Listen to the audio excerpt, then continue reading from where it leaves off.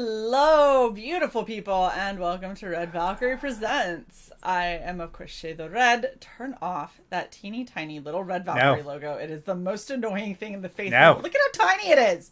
It's so small and ugly. Oh, I can't. It's too little. Sai, stop it. How are you? I'm awesome. Especially if some asshole would leave alone the graphics that I work on. Me. Not you, me. Okay, so why don't you work on doing a better overlay? I'm gonna re-render it bigger. That has a bigger one. Just put it on. It's the not on overlay, the overlay. That's what I'm saying. Is put it on the fucking overlay. Then it can be as big as you want. Then we can't turn it off, and someone's fat face is gonna be in the way.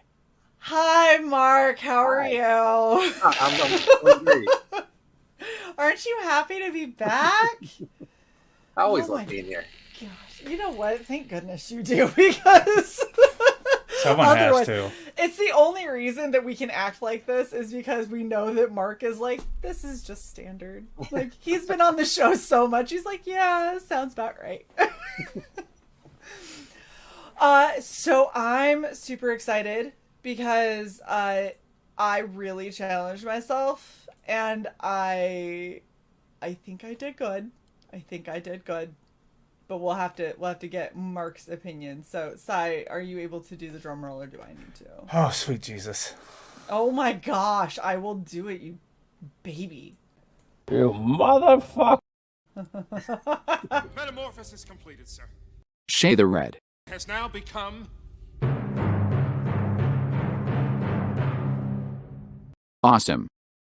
Awesome. Whoa. I got made the whole shoulder piece. It's all glittery and stuff, and partially bald. Yeah, Partial no. mohawk. Badass. That is amazing. Thank you. Yeah. She's been up since 8 a.m. shaving her head with a Bic razor. Yes, that's what happened. Don't worry, the military's gonna be fine with this come Monday. No, that's not at all what happened. But yeah, I'm super stoked because this character just looks so fucking epic. She just, I mean, like, look at her. First off, she's got like a shit ton of scars that I'm totally down with. And she's got my hairstyle once I am no longer in the military. Like, this is probably gonna be me at some point in the next, like, 3 years. But yeah, I'm really excited about this. This seems like a really, epic story, considering, you know, all the screaming and the troops and everything. So I'm really excited to hear about this, because your little, like, abstract is a little more abstract than I'm used to from you. So yeah, please tell me what the hell this is about, Mark. Yeah, so the origin of this story takes place 10 years ago. At the time, I was writing the monthly Evangeline series for Image, and I was scripting the monthly Savage Hawkman story for DC. And I was working towards epic storylines on both of them. And out of nowhere, I kept being told Evangeline was doing great. We weren't in any danger. And then one day I got an email from Rob Liefeld telling me, in case I didn't realize it, the book was canceled. Stop working on it. So what the hell? Yeah. That's some bullshit. How would I have realized it, you jackhole? Yeah. It's like, you keep telling me I'm doing good, and then, like, just drop it. That took me by surprise. But I was like, well, things are still going good for Hawkman. And I actually, like, visited the office, and, like, one of the editors was telling me how happy they were with Hawkman, said it was the best Hawkman ever. I was like, well, they like us on Hawkman, and they pay us, they give us our vouchers in advance, and we fill them out. And they had just given us our vouchers for the next 12 months. So I was like, oh, we're good. Like, we have this huge storyline pitch. They're loving what we're doing. Things are good. And then right. I still have had my day job. And one day I was leaving it. And as I walked to my car, I was checking my Twitter, and I saw a notification that says, man, I sure hope Mark has his job after this. I was like, what are you talking about? What's happening? So I sat in my car for like 20 minutes reading like this epic thread of I was scripting. Rob Liefeld was writing the plot. I was writing the script. Rob had quit Hawkman. He had quit DC altogether. He had been doing 4 books for them, and he just up and quit very publicly. And I was his guy. They asked him who he wanted to work with. He said he wanted to work with me because he loved what I was doing with Evangeline. I was his guy on Hawkman, and I found out online I no longer had a job. Wow. Solid. And it wasn't until hours later that I got an email from my editor saying, "Hey, I guess you saw what happened today. It was really nice working with you." Oh my gosh! That Yeah. is fucking abysmal. Yeah, but it doesn't end there. So I was depressed, and Yeah. we were in the middle of this epic storyline, and 2 days later, I got a call from the editor, and he was like, "Hey, I was talking to the senior editor, and we were discussing how we were happy with everything. So we figured we'd just bring you back to finish up. We already paid for Rob's plots. Let's just bring you back to finish the script, and we're going to double your pay for the inconvenience." I was like, wow, this is actually going to work out better than I thought. Yeah.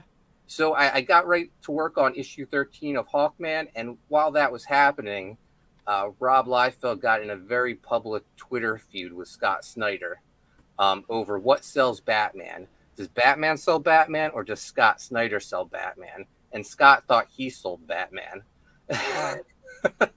And I don't Right. think that's what sells Batman, because honestly, like, while I know the name, I've never paid attention really Yeah. to who's writing stuff. It's usually only after I've really enjoyed a story that I go, well, who wrote that? And I'm like, oh, Jeff And- Johns. That makes sense. Like, I and it understand why I liked it.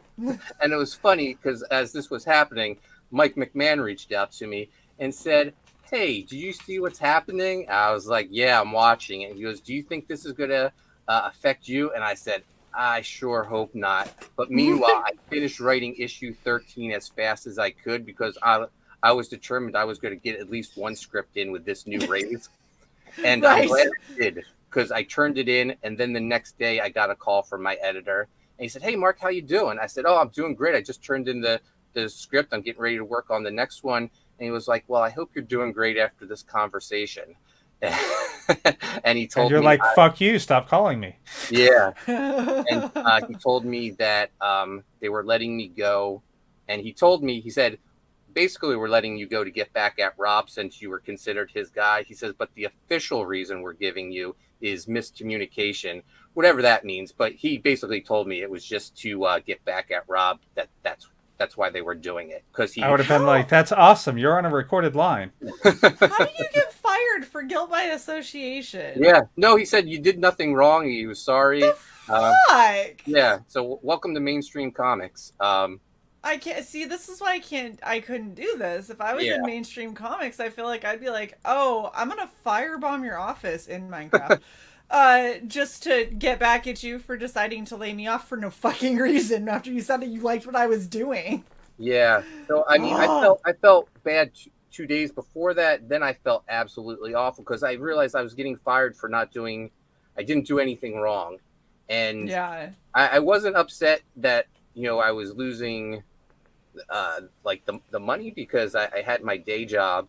I was mad because we didn't get to finish the storyline, and I actually thought, like, naively, I guess, what's going to happen to Hawkman? And it got me thinking, what does happen to comic book characters when their stories are canceled? And I was like, oh, that would make a great comic. Characters who realize they're characters and they've been canceled. These characters, they're not going to take their cancellation sitting down. They actually break out into the real world to track their creator down and make them finish their story so they can fulfill their destinies. And Wow. and so, like you said, it's really outside the box of what I usually do. I usually do straight up action, comic with violence and gore, and this is a little outside the box for me. Seems a little tongue in cheek, almost Yeah. a little bit parody, and a whole lot of breaking of that fourth wall. So- They're just like, "Hey, finish this shit, damn it!" So it's my most personal story because it was inspired by real life events, and No I wrote it. kidding. I wrote it 10 years ago, and I tried a couple of different occasions to get it off the ground, and it wasn't until the artist Cesar Madaro, who I had known from my fan days on the Rob Liefeld message board, that's who everyone I seem to work with. That's how I met everyone: John Malin, Mike McMahon, Greg Polson, Anthony George, and now Caesar. Caesar reached out to me and asked me if I had any short stories for him to write. And I said, I don't have a short story, but I have an 80-page graphic novel if you want to give it a shot. And I thought he was not a short story, but do you want a job? It's a long short story. Yeah, it's a lot of short stories all combined. Yeah, in a cohesive storyline that all kind of intertwines together. So it's like I'm hiring you for 7 short stories. Yeah, and he thought he would like he jumped at the shot. I thought he would run away. He jumped at the opportunity. He said, this will take a longer time. And I was like, I waited 10 years. That's that's fine. Once he started cranking out the pages, like I thought it was meant to be. His artwork is so expressive. Like the expressions on the characters' faces really sell the different emotions and scenes in like, I don't know, like attitudes I'm going for in those scenes. So it worked out. And that's the thing is seeing like this was obviously what I used for the majority of like my reference because it's so expressive and it was this picture of her screaming. I have a surprise for you and I'll send it to you, but I recreated this. Oh wow. And I even photoshopped myself into a background. I couldn't do it into this one because it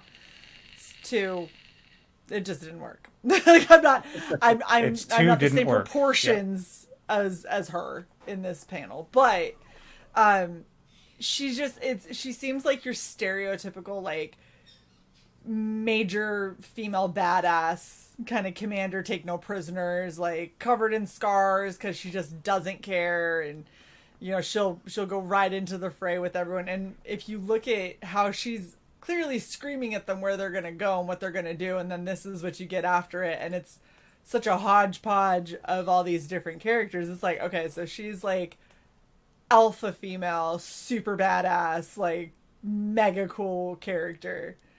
And he did such a good job, like the way that she's holding herself and everything. She just seems like it sells it really well. Like she's everything you said, badass, take charge type of person.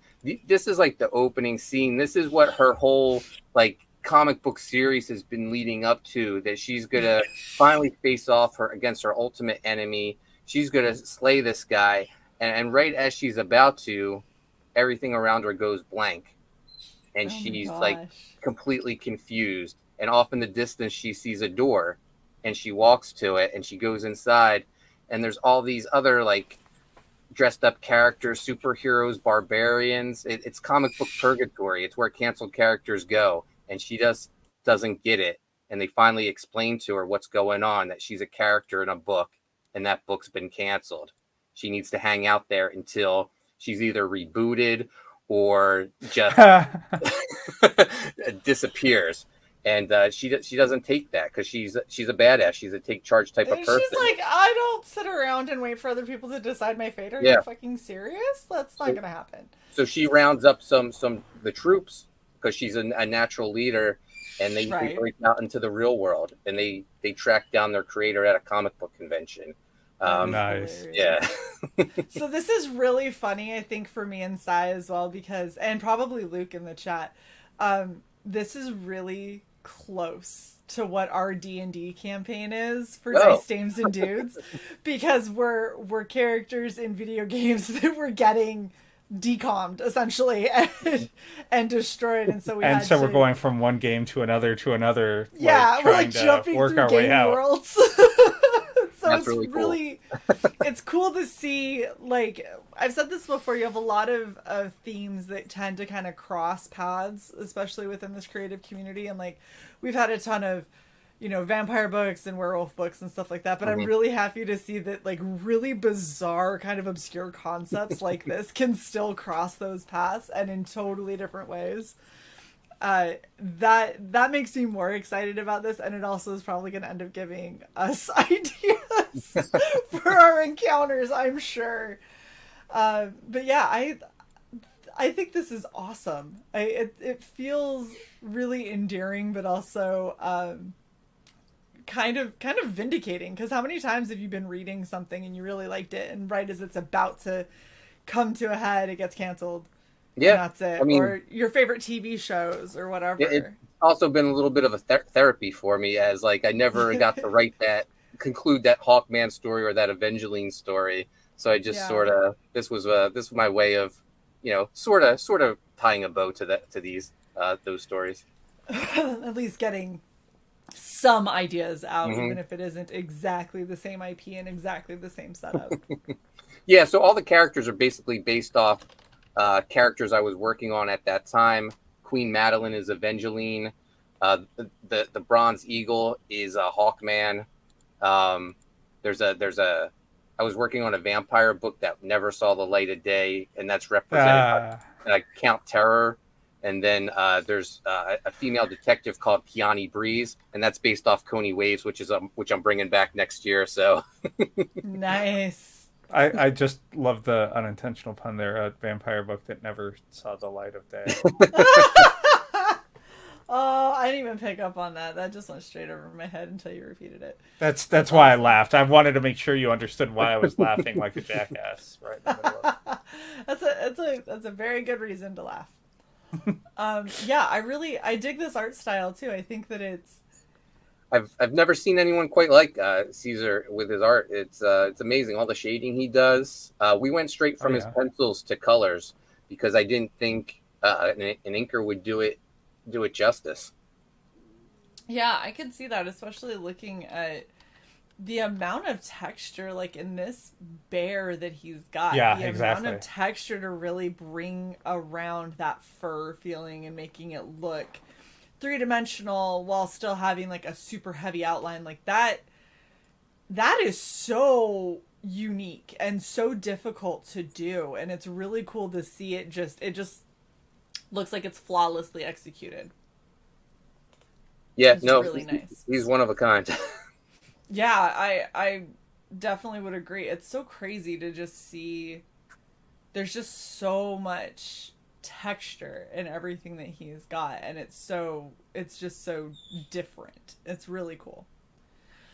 So this is the other thing that I thought was really neat that you've got going on. You have an art book for a person named Heather. Tell us about this. Sure. Heather has done a bunch of pinups for me. Black Owl, U.S. Assassin. She's doing a piece for Loose Threads. And I always loved her work, but when I heard her story of how she got into art, I wanted to publish her artwork. This book is a collection of artwork she did while she's been battling cancer on and off for the last, six battles with cancer over the last 7 years. Wow. So, yeah, I wanted to collect this and put in a nice hardcover. Something she can be proud of, and personally something I think that is just beautiful. So, absolutely. Yeah. Well, that's a really I like the title for it even more now. Like, I thought it was a cool title to begin with, but hearing that, she's been battling cancer, specifically skin cancer, which Cyborg can relate to as 4 times. What is this now? Your third or fourth time? 4. Yeah, so this will be Cyborg's fourth time going through it. Because skin cancer is just a bitch, man. It does, and the sun hates my face. Mm-hmm. And my neck, but yeah. But it's very cool to see that, and then the pieces are just this is right up my alley kind of stuff. Yeah, like it's a little macabre, but it's also like kind of pretty and kind of cute and very dark. I'm like, I love a little Art Deco 80s in there, just a little bit. Love it. Yeah, no, I love that piece. That's why I showed it off. I feel like it represents like death and life. Yeah. Yeah, it's just really cool. It is. It's very, very cool, and it's very well done. And then I love these postcards that she's got with it because it. I was looking, I was like, oh, that's a cool owl, and then I was like, that's a cool bazooka dog. I was like, hold on a second. I was like, oh my gosh, that's a bazooka dog. Like, look at how cute he is. Yeah, I so she did the owl piece, and that was the first one I commissioned her for, and I thought that was fantastic, and I got a lot of great feedback on it. I said, "Do you think you could draw a dog with a cyborg eye?" And she was like, "She was like, what?" And I was like, "Here, I'm going to send you some reference. Let me know what you think." And she was like, I can try." So yeah, I love it because it's like crossing Bazooka Dog, which is already such a 90s character. Like, he's already the most 90s comic book character that you could have ever created. It's like, it's a dog that's part bazooka. Because why not? And you're like, yeah, that checks out. That sounds about right. And then she took that and she's like, but I'm going to do it kind of like Mandala. And I'm like, how? How did that even cross your mind to be like, yeah, I can make that happen? I'm like, I would have never thought of this. And then I see it and I'm like, oh, this is one of the most like beautiful, delicate pictures of Bazooka Dog that I think I could have ever seen. Out of all the other ways that I've seen him depicted, where he's like ferocious and he's got like hair standing on the back of his neck and everything, and you see this and you just go, oh, he looks so sweet. I just want to give him a biscuit. Right? And hope that he doesn't, open his mouth and fire a rocket at me. It's I will hand it to him from behind so I don't have to be in front. Be like, here you go. Just don't. Yeah. Yeah, don't point that towards me. It'll come with a 3 postcard set. That's 2 of them. She's working on the 3rd one right now. Okay. And that's going to be of the dragon in loose thread. So I'm really interested to see what she can come up with for that. Is she doing that same kind of mandala? Yep. Oh. The owl is very pretty. The owl is gorgeous. I can only imagine this giant behemoth dude. Yeah. But all mandala did. Oh my gosh, that's gonna be so cool. By the way, Shae, I fixed our logo. No, it's big. Thank you. That's much better. You got rid of the wings. No, the wings are right there. Okay, we're not gonna go into everything that you did to try and fix it. You're so mean. All right, so okay, I want to know about emoji because emoji confuses me on so many levels. One of them being emoji's a dude. Yeah. But emoji's a dude that has decided to wear like an Ivy-esque top costume thing. Yeah. Okay. So in the script, I just wrote for like a jester type, a Deadpool type character. Okay. And Caesar came up with this crazy design. Like I didn't even like say, oh, he has a face like with an emoji symbol, and nothing like that. Just that's what Caesar came up with, and I was like, oh, I almost regret like finishing my projects in advance because the reaction to this guy has been so overwhelming. I would I would have made him a bigger star in the book. Yeah, because he's definitely, you know what it is that has confused me the most on this is it's the boob window. If the boob window was not a boob window, then it would have been far less confusing. I thought it was a really buff chick. That's all I'm going to say. That's what I said. That's why I was like, emoji's a dude. Okay. Nope. Not in my canon. Well, see, this is if I didn't have this amazing character to do, because come now, she's just far too badass to have not done. Emoji is the second. Like, he's the next one up because look at he's ridiculous. He had a little thing for his face. And... So yeah, it's funny you mentioned spin-off. So we had so much fun with this character, and people have taken to him. So whenever we would show a preview, that's the character that everyone was drawn to. We've already started working on a spin-off book called Emoji Saves Christmas. And, gosh. And you can get the Ashcan preview as an add-on part of the book. The government hires him to lead a team to the North Pole to rescue it from terrorists who have taken over. So it's a lot of fun.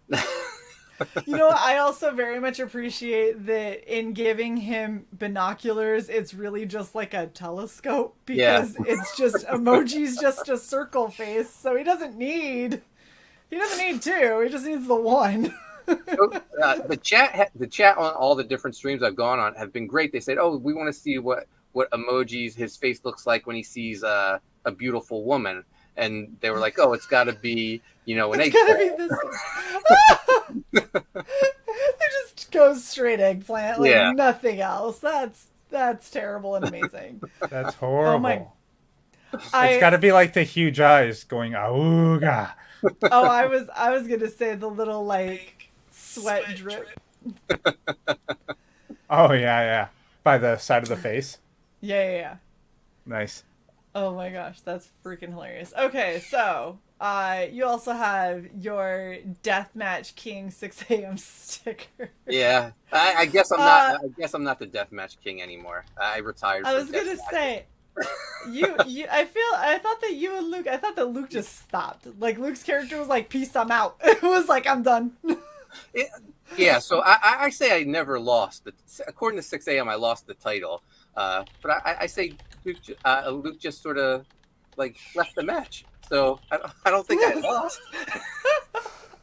If anything, that's like a do-over, if not a forfeit. I mean, 6 told me I couldn't compete in death matches anymore since I was the champ and the lead announcer. So that's quite fair. the bias. Yeah, I mean, that is fair. We have to get me out. What happens if I get killed? I can't do the play-by-play anymore. I want to know when female tag teams are gonna come around to Shae and I. Yeah. Yeah, that's something we've talked about, like creating female tag team titles. It's never gonna happen. They're too scared of us. They are. All right, and then your stretch goals. My goodness, she must be cold. So we already unlocked this. This is the trading card of Queen Madeline. I love this card because it's the scene earlier where the polar bear is chasing after like the orc type character. This is like takes place right after it because that's the orc like right behind her dead face first in the ground, and then the polar bear's off in the distance. Yeah.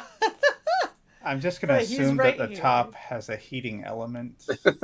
I know, right? She's got those the little hand warmer things that you can keep in your pockets. She just has them slipped on either side. She's like, we're good. It's like boobies are warm. Look at Luke. Look at Luke trying to start some shit. Oh man. All right, and then we have at 15,000. Yep, it's a 6x9 print of Emoji versus Bazooka Dog, U.S. Assassin, and Sea Dog. So it's everyone has a hammer, and they get bigger as it leads up to Emoji. I was gonna say Emoji's hammer is like Harley Quinn sized. Yeah. Oh, that's adorable. This looks like so much fun. Seriously, Mark. Like you've got 4 days left on this. Are you going in demand? Yes. Awesome. Not for long though, because the book's done. The art book I'm getting the physical proof this week. So yeah, I plan to place orders to print these very, very soon. Very cool. And did you say the art book was a hardcover? Yep. Awesome. I just want to scroll back down and see it. Sorry. Yep, 48 pages. Oh, and I like that it's a slightly smaller size. I think that's kind of cool.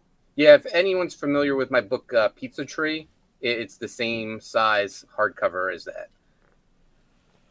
Okay, really cool. All right, let's go over your perks, and so everyone kind of knows what they can get. Sure. The fan pack is $100. That includes the George Perez jam cover, which is probably George Perez's last cover. He passed away earlier this year.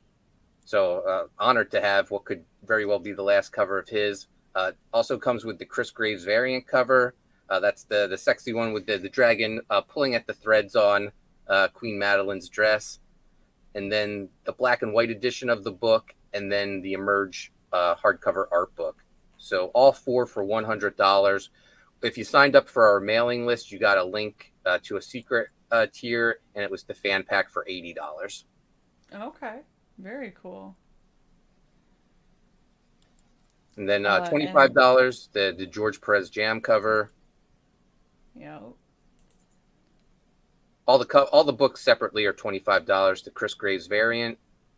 I appreciate that you did that too, because I know a lot of people tend to like, oh, I got so and so for this cover, and in order to cover the cost it was to commission them, I have to charge more or whatever, and then I always end up frustrated because I'm like, it's a cool cover, but like, if your base book is 15 and now your like special edition cover is 35, like I don't want to pay 35. I could have gotten 2 books and something else. Yeah, no, I figured they should all be the same price. And the George Perez cover was actually gifted to me by the interior artist Caesar. George Perez's last visit to Spain for a Comic-Con was a few years ago. Caesar approached him, told him he had this idea for a cover where George would just draw Queen Madeline and Caesar would draw the rest. And George went for it and drew it like a couple hours before he was due to have dinner with other artists. So, oh wow! And then That's Caesar really said, cool. "I have a surprise for you." He says, "I got a famous artist to do a cover for us." And I just pretend. I told myself I'll just act surprised. Like it probably won't be anyone I consider famous. Right. And then it's like one of the greatest artists of all time. That is awesome. So the globe gorgeous. inside was okay. Yeah, that is super cool. And I've been sharing pictures on Twitter of George actually drawing that. So yeah, it's really cool. I consider it a piece of history. Considering, Yeah. I don't know. I don't think there's any. That I know of. There's not anything in the vaults that's gonna be printed of his that hasn't been printed yet. So this could very well be the last cover. That's crazy. Very cool. Then we got the black and white edition.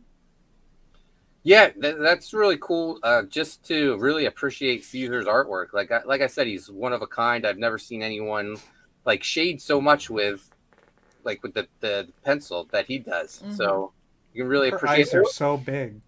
Because she's reading a book of her reading the book of her. So it's just a whole bunch of Inception going on. Mind's blown. This is some never-ending story shit right here. Yeah. And it will come lettered so you can read it if you just want to get the black and white edition. Okay. But honestly, Caesar's artwork is so expressive and he's a great storyteller. You could probably be able to figure out the story even without word balloons. And then we have the Emerge art book if you just wanted to get that for some reason. Mm-hmm. But I mean, get everything. But you know, you can go get all that in. too, but also get everything. Both covers for $50. Oh, you're bringing back the Lilith variant, huh?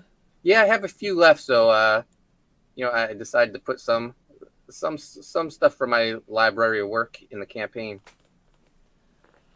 That's awesome. My goodness. This is all that anyone talked about when you guys first dropped it. Everyone was like, did you get US Assassin 3? And they were like, Did you get the Lilith in the bathtub of blood? I'm like, oh my gosh. Guys, A, she's fictional, and B, the blood covers everything. You understand this, right? And they're like, no, but you don't understand. I'm like, okay. It's beautiful. I agree. Get the 3-pack if for some reason you don't want the art book, which shame on you, get the art book. And ooh, look at you with your first prints. Yep. So all 3 US Assassin. Okay. 1 through 3. And Graveyard Shift first prints. Wow. Yeah, and it includes so Graveyard Shift is a book that John and I first started working on in 2010, and then in 2011 we put out an ash can at a Wizard World Philadelphia 2011. We had like a 8-page ash can preview we were selling at our table, and I still have a few copies of that left, so I include that with the first prints. So it's the rarest Graveyard Shift book. That is super cool. Yeah. And there's only 2 left. So if you are a Graveyard Shift fan and you want to be an uber collector and get those first prints, you better hurry. There's not many left. Yeah, John doesn't sell his volume 1 Graveyard Shifts. He's holding on to them. I put a few. I've put a few up for sale over the years. He doesn't burn them like all the other shit that doesn't sell out. No, I make sure I get my copies before he burns. Yeah, no shit. You're like, hey John, did you send me Yeah. those things real quick before you start that bonfire? I'm just Before saying. you strike the match. Yeah. Hell, I will before you say- hose it with the lighter fluid, please. I did recently get the catharsis of burning something that I just didn't need anymore. It was very nice. But I mean, it's different when it's your baby that you love and you're like, I'm burning it so it remains exclusive. I'm like, but if you held on to them and then you just resold them, they would still be exclusive. Like, just okay.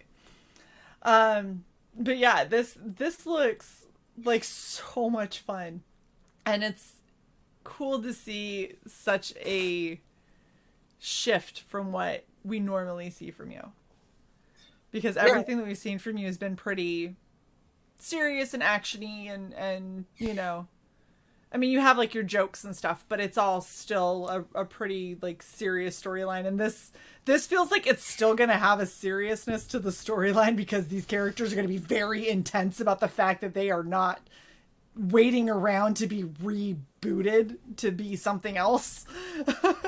Yeah, no, But- there's definitely dramatic scenes, and there's a hero's journey, but there's also like, you know, the whole fish out of water scenario with this badass warrior suddenly in our world, and she doesn't understand Comic Cons or cosplay or anything. Right.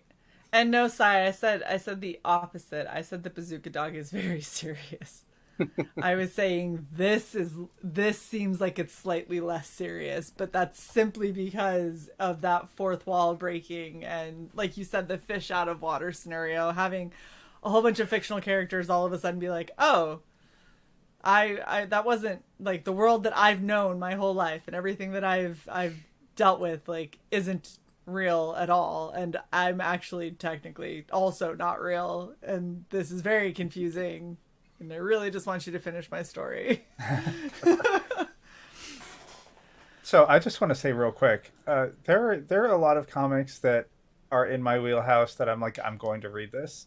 This one kind of isn't, and it's in the category of I actually want to read this. So Shae, when we get our copies of this, Okay. please. Yeah. This will be one of the first ones we read. This looks very interesting to me. It just seems like it's fun. It just seems like it's just gonna be a good-natured, like, enjoyable. It's going to be fun 80 and pages. pretty. Yes. And I love the colors. I feel like the colors going over these really kind of unique pencils, they do really well to complement each other. It feels almost like watercolor, but it's more vibrant instead of having that kind of pastel. Yeah. So bit the over it. colorist is Anthony George, who is the colorist of Graveyard Shift, which Graveyard Shift's very bright 90s color. He colored Chris Graves's variant cover, and that's very true to what the Graveyard Shift colors are. But with Caesar's pencils, he really muted his color palette to complement the artist. So he's versatile. He works with his artist. That's crazy that this page and this page are the same colorist. Yeah. That is insane. There are so many colorists out there who don't understand playing to the strengths of the pencils and the inks before you, because your job is, it's when you have a really good team together, the inker is bringing out all of the best parts of the penciler, and the colorist is bringing out all the best parts of the inker and the penciler and the composition. And when they all work together, nothing should necessarily stand head and shoulders above anything else. They all just, it's just a cohesive piece. And it's so cool to see this that's really heavy and really like bold highlights and really bold shadows. And then you go up here and it's like, they're there and they're still pretty bold, but it all feels a little softer. So all of that shading from the pencils can really pull through. That is awesome. He is incredibly versatile as a colorist, and definitely, I hope he gets more work. Like, I hope that I use him for everything. Good. Keep using him, because this is awesome. It's so refreshing to see, and there's so many people who think that there's only like one or two good colorists, and it drives me nuts. Like Ink Spots is one of the best colorists I've seen out there, and so many people have no idea who he is. He is a phenomenal colorist. He is incredibly talented. He actually did the colors for our Shae and Cyborg Tality pieces that Mike McMahon drew for us. We sent them to Ink, and Ink colored them for us. And those are phenomenal, both in the, Mike's composition and everything, and the way that Ink colored them up. They're super perfect. Thank you, Amanda B. I think that this might be a new hairstyle when I'm able. Hold on. Just saying. Looking good. Thanks. Although it won't be blonde, because I'm so pale. I can't do blonde. Strawberry. Yeah, we'll see. But yeah, I'm really excited for this, Mark. I feel like this is going to be a really, really fun one. Is there any other little bits or anything you want to tell us about this project before we wrap? Just, probably my most personal project, like I said, based off my time at DC Comics. And I don't know, this book's been 10 years in the making, and honestly, I feel like it was worth the wait to find Caesar, and then the wait was waiting for Anthony to find time in between graveyard shift to finish it, and I just feel like it was worth it just because the book came out perfect. Caesar and I were emailing each other earlier this week, and he was just saying how proud he was of the book. So that means a lot to me. That is really awesome, and it feels like, while I know it's, for you it's been forever, I feel like it probably had to be just so you could get the just right team together to really kind of pull this off and do it justice, because this looks really cool. This looks really, really well done. Yeah, and I'd just like to say, like, to the fans, it is a little outside my usual work, but give it a chance, man. This is I'm really proud of this book. I think it's one of the most original concepts I've seen, so I think you'll enjoy it. I definitely would agree. I think that this is going to be a very enjoyable campaign. So for everybody out there who's still on the fence, we are going to leave you with the awesome trailer. But before we do, please do not forget to like, share, and subscribe to Red Valkyrie. And if you have not gone and gotten in on this awesome project, I'm just going to real quick drop it in the chat one more time for y'all. Go there, back this. Definitely get in on that art book too. That's a really cool thing I think that Mark has decided to do as well, which is just, it's so nice when you see creators who really just want to lift up other creators who do phenomenal work, and it makes me very, very, very happy. So please leave us a like, drop us a comment, and we will see you guys next time. Thanks so much. Bye.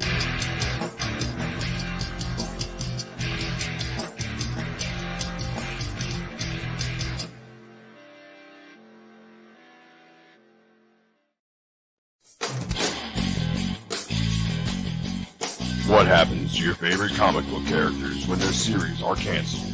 A group of heroes break into the real world to track down their creators and demand to finish their stories so they can fulfill their destinies. Written by Mark Poulton writer and co-creator of Graveyard Shift. With art by Cesar Madaro, comes this beautifully illustrated 80-page graphic novel. Featuring a jam cover by the legendary George Perez and Cesar Madaro.